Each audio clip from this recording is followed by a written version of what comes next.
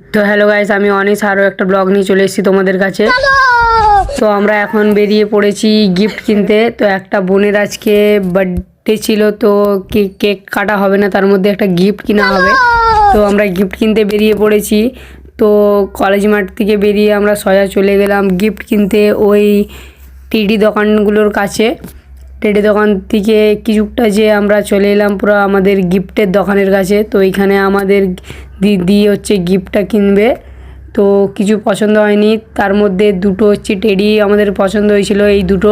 তো পছন্দ হওয়ার পরে আমরা দাদাকে বললাম যে দাদা এইগুলো আমাদের পছন্দ।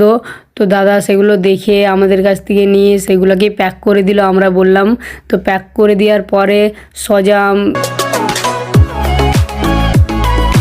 আমাদের হাতে দিয়ে দিল। তো আমরা নিয়ে সোজা ওই গিফট দোকান থেকে বেরিয়ে পড়লাম আবার রাস্তার দিকে। তো হাঁটতে হাঁটতে আমরা চলে, বার্থডে হচ্ছে আবার কোনো খাওয়া দাওয়া হবে না, এটার কোনো মানে হয়? তাই জন্য আমি আর আমার দাদা মিলিয়ে সোজা চলে গেলাম আবার বিরিয়ানি আনতে। তো এইখানে আমরা দেখতেই পাচ্ছি দাদা ভাই বিরিয়ানি দোকানের কাছে আমরা চলে এসেছি। এটা হচ্ছে ওই, তো গাইস এটাও পুলিশ লাইন পার্কেই দোকানটা আছে। তো এখান থেকে আমরা বিরিয়ানিগুলো নিয়ে নিলাম আমি আর দাদা মিলিয়ে। তো সোজা চলে এলাম আমরা আবার আমাদের গাইস মাঠে ঢুকে আমরা আমাদের বোনকে গিফটটা তুলে দিলাম। তো তখন বোনের রিয়াকশানটা দেখো। रहा नहीं जाता, तड़प ही ऐसी है ना।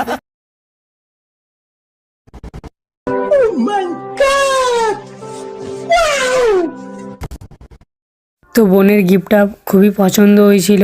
তো সেইখানে আমরা বোনকে গিফটটা দেওয়ার পরেও আমরাও বসে গেলাম খেতে। এইখানে দেখতেই পাচ্ছ সবাই খেতে বসে গেছে।